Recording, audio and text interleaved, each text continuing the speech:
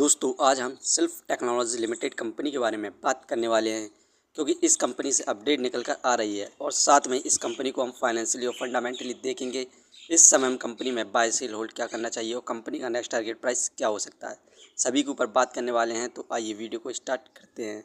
दोस्तों सिल्फ technology Mumbai based IT service company है। ये कंपनी मोबाइल सॉफ्टवेयर डेवलपमेंट का कार्य करती है और इसके अलावा newspaper printing, publishing, solar power trading, chemical manufacture का भी कार्य करती है और ये अपने बिजनेस को एक्सपेंड कर रही है ई-कॉमर्स बिजनेस में भी।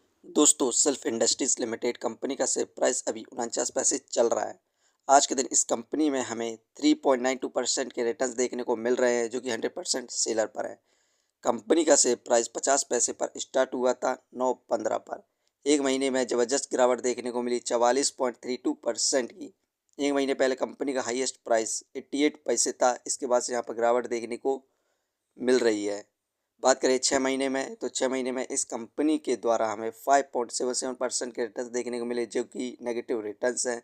6 महीने पहले कंपनी का शेयर प्राइस 52 पैसे था, हाईएस्ट 98 पैसे तक गया था। उसके बाद से लगातार गिरावट देखने को मिली और इस कंपनी का सपोर्टिंग रेसिस्टेंस 46 पैसे है। आप इस कंपनी के शेयर को 46 पैसे से पहले बाय कर सकते हैं और अच्छे खासे रिटर्न प्राप्त कर सकते हैं। यहाँ पर ये स्ट्रॉन्ग सपोर्टिंग रेसिस्टेंस है 46 पैसे।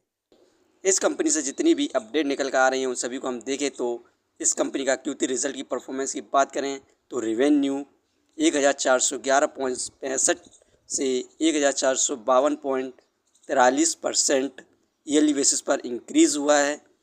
इस समय 15.57 से 15.99 करोड़ के बीच में यहाँ पर रेवेन्यू हुआ है।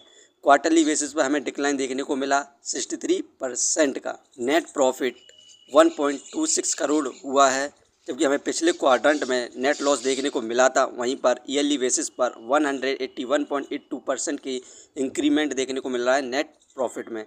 इस कंपनी का Q3 जो रिज़ल्ट आया शानदार रहा इस quadrant comparison to other quadrant. यही कारण है कि इस कंपनी हमें तेज़ी देखने को मिल रही थी, लेकिन इस समय US और ईरान के बीच में युद्ध के कारण यहाँ पर भारत की मार्केट में गिरावट देखने को मिल रही है और शेयरों में भी गिरावट हो रही है।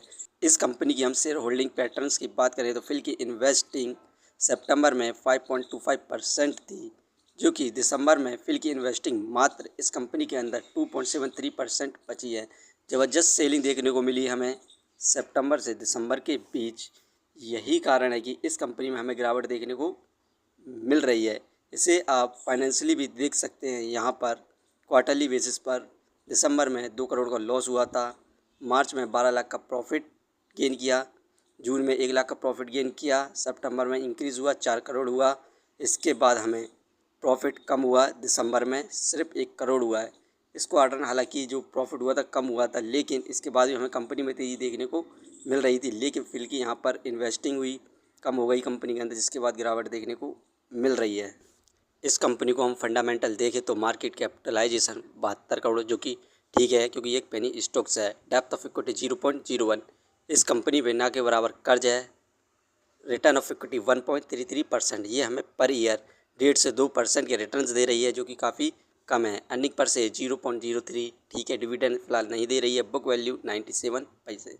ये शेयर इस समय बुक वैल्यू से बहुत ज़्यादा सस्ते दामों पर मिल रहा है, फेस वैल्यू 1।